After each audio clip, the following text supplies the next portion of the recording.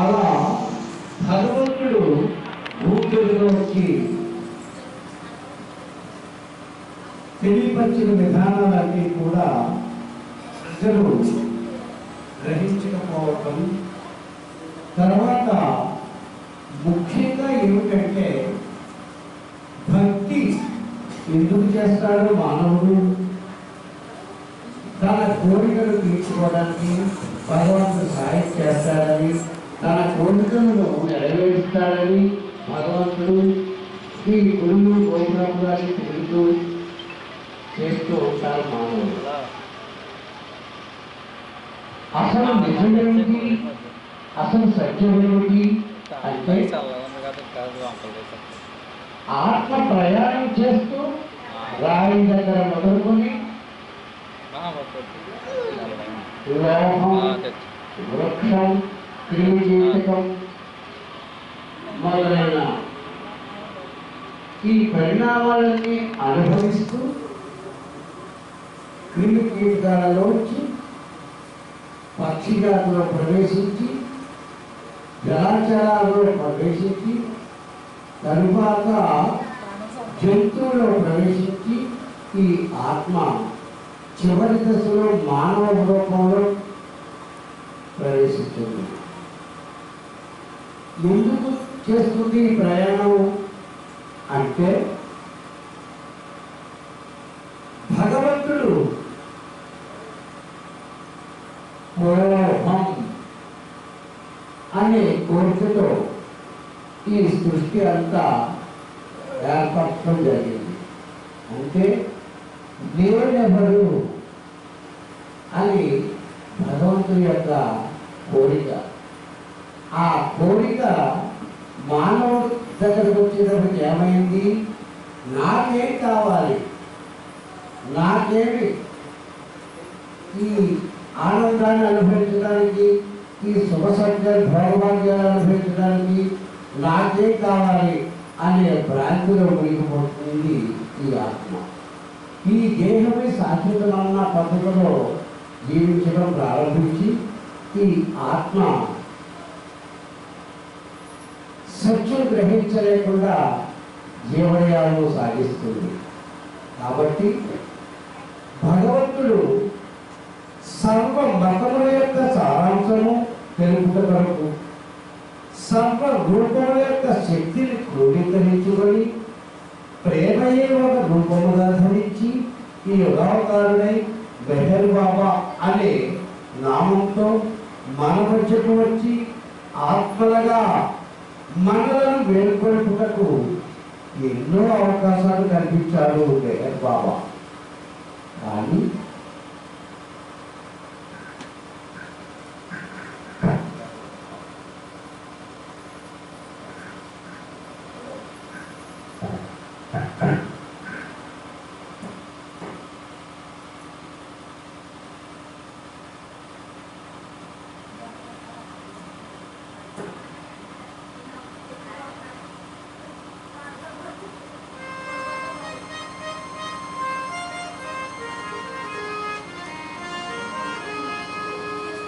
మట్టి అమాయకులు చెరులు వారు గతానుగతించమించి ఎట్టి వివేకముగలరు ఈశ్వర లీలల వెలుగుదారులను బట్టి యొక్కింతయు కూడా బంధ విముక్తికై దోహదంబుగా పట్టుదల వహించదు. ప్రపంచపు రీతి ఇది కదా,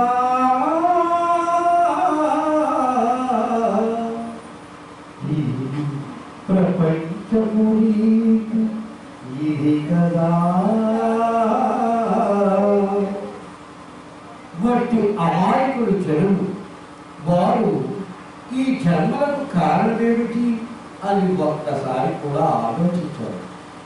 అలాంటి జ్ఞానం వైపు పయనించి ఈశ్వర లీలను తెలుసుకోవాలని, ఆ వెలుగులో ఈ భౌబంధముల నుండి బయటపడాలని, జనన మరణ వలయం నుండి విముక్తి పొందాలని భక్తి శ్రద్ధలతో పట్టుదల వహించరు ఈ వారు. ఈ ప్రపంచము ఇది కదా, మరియు పుట్టినదాది చనిపోయినదాకా ఒకే విధముగా గట్టిగా నిద్రపోయిన మృగంబు పోలిక. కాలము సభా వ్యర్థం చేతురు అదేలను ముట్టరు నీదు పాదము మోక్షము కోరి చెరు వేరు ప్రభు.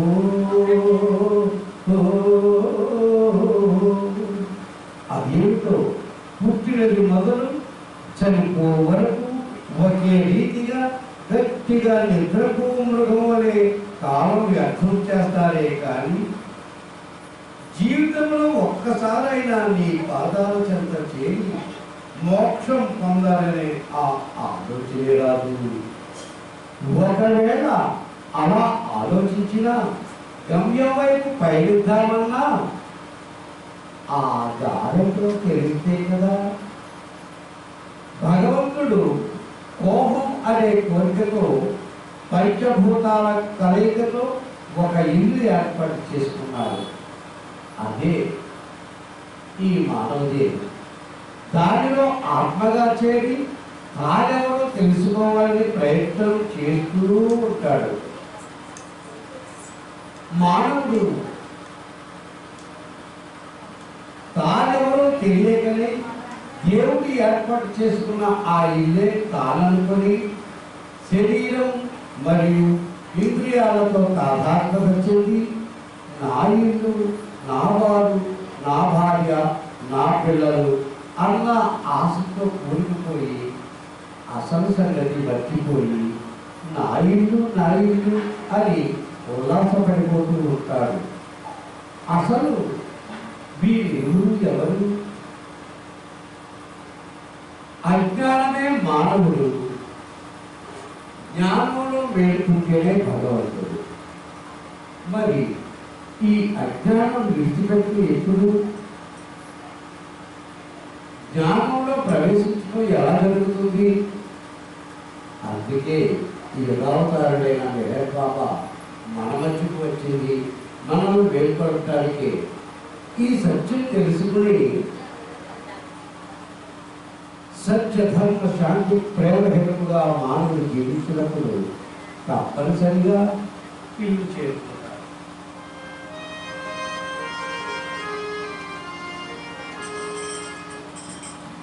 ఇల్లు ఇల్లంటావు, ఉల్లాసపడతావు. ఇల్లు ఇల్లంటావు, ఉల్లాసపడతావు. ఇల్లంటావు, ఉల్లాసపడతావు.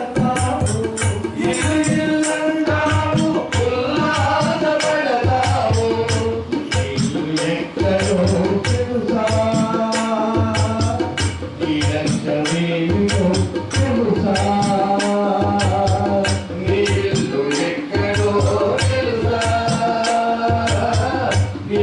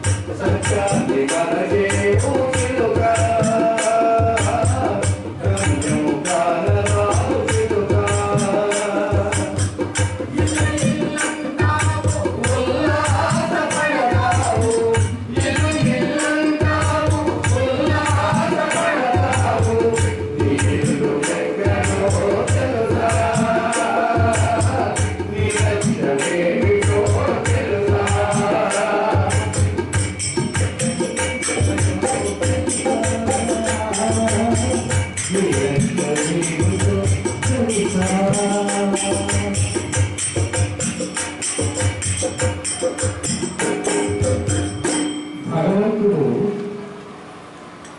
ఈ మానవ దేహాన్ని ఒక ఇల్లుగా ఏర్పాటు చేసుకొని అందులో ఆత్మగా ప్రవేశించి ఆ పరమాత్మ తానెవరో తెలుసుకోవాలని ప్రయత్నం చేస్తూ ఉంటాడు. ఆ సందర్భంలో మనసు చేసే మాయలో ఈ మానవుడు చిక్కుకొని ఈ దేహం శాశ్వతం అనుకొని ఈ దేహానికి కావలసిన ఇంద్రియాల సౌకర్యం కోసం పాటలు పడుతూ ఇదంతా నాది నేను నావారు అనే ఉల్లాసంతో కాలం గడుపుతూ ఉంటాడు. కానీ సత్యం ఎప్పుడు గ్రహిస్తాడు, సత్యం ఎప్పుడు తెలుసుకుంటాడు అని ఆత్మగా ఉన్న మనలో ఆత్మగా ఉన్న పరమాత్మ ఎదురు చూస్తూ ఉంటాడు. అలా రోజులు గడిచిపోతున్న సందర్భంలో ఈ మానవుడు నాది నాదంటూ నావారు నారంటూ నాది నాదంటూ నావారు నారంటూ నాది నాదంటూ నావారు నారంటూ నాది నాదంటూ నావారు నారంటూ ఆనందపడబోకే చిలుకా అసలు నీ ముందు ఎంత మొదట తెలుసా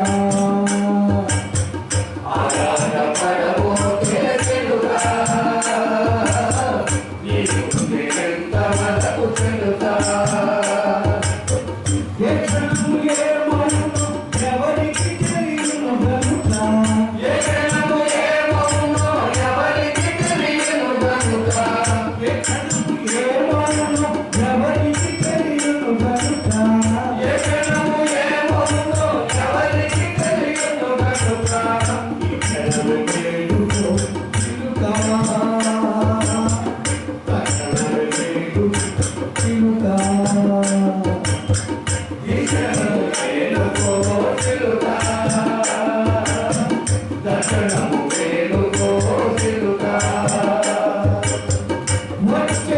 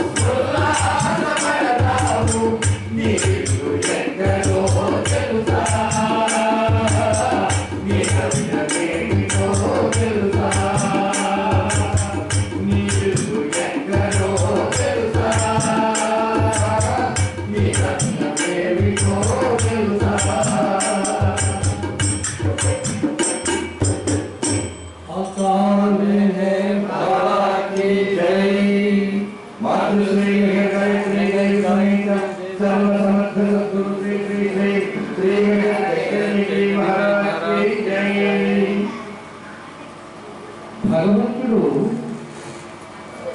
చేసేదంతా కూడా ఆత్మ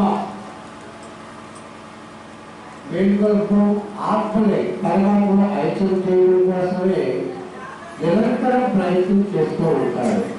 ఆ ప్రయత్నంలో మన కర్మానుగుణంగా మనకు వచ్చే కష్టాలు ఇబ్బందులు వీటన్నింటినీ కూడా ఆత్మ తేలిగా ఉండడం కోసమే ఆత్మ పరమాత్మ ఐక్యం ఉండడం కోసమే జరుగుతూ ఉంటుంది. కానీ మానవుడు ఏం చేస్తున్నాడు?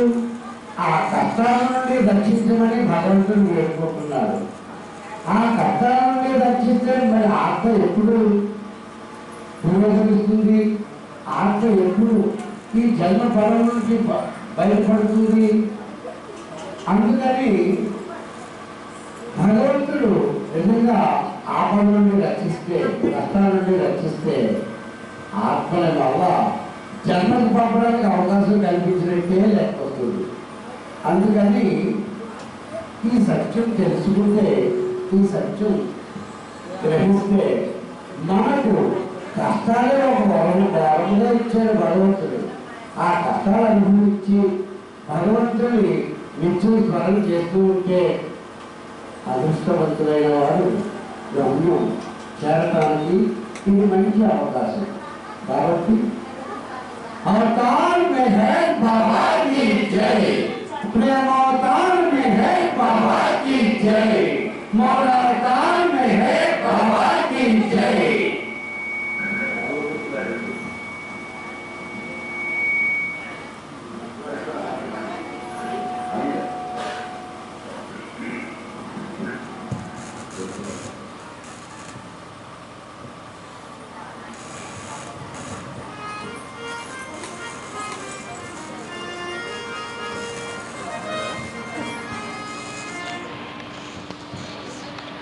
ఈ సత్యం తెలుసుకోవడానికి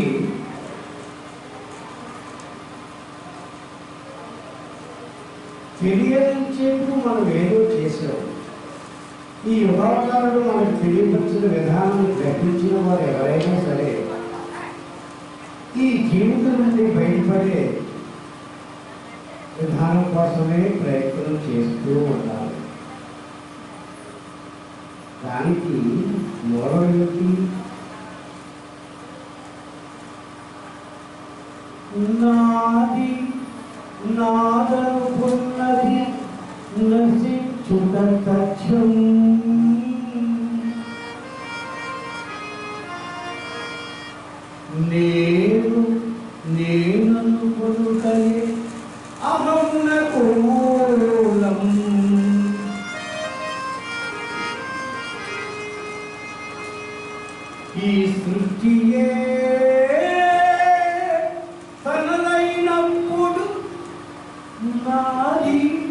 నేనను కొనుగానికి తావెక్కడుంది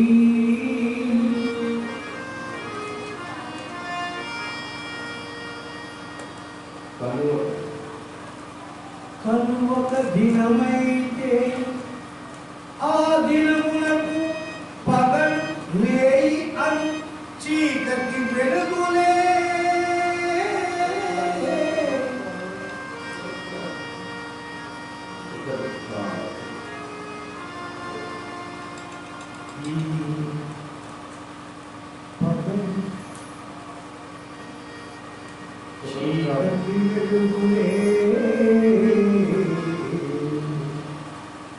మన బ్రతుకులో కష్ట సుఖాలు ఈ కష్ట సుఖాన్ని అధిగమించి ఎవరైతే భగవంతుని చేరే ప్రయత్నం చేస్తారో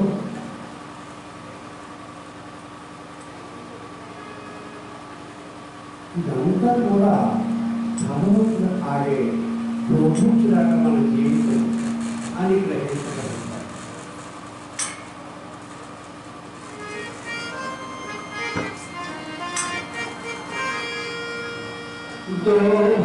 దోబూచులాడే జీవితము దొరచేతిలో కిలో బొమ్మలము దోబూచులాడే జీవితము దొరచేతిలో కిలో బొమ్మలము మానసరంగిరమున చేరి మానస ఆలంబన చేసి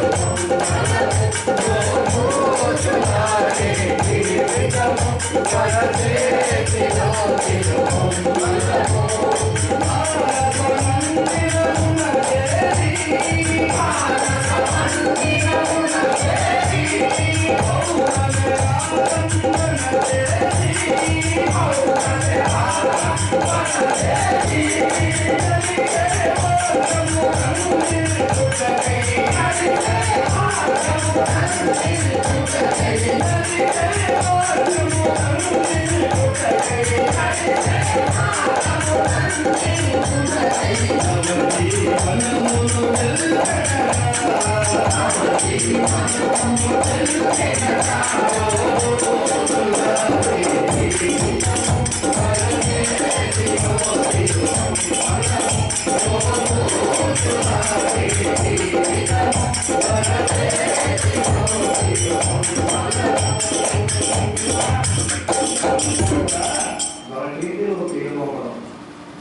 अवतार में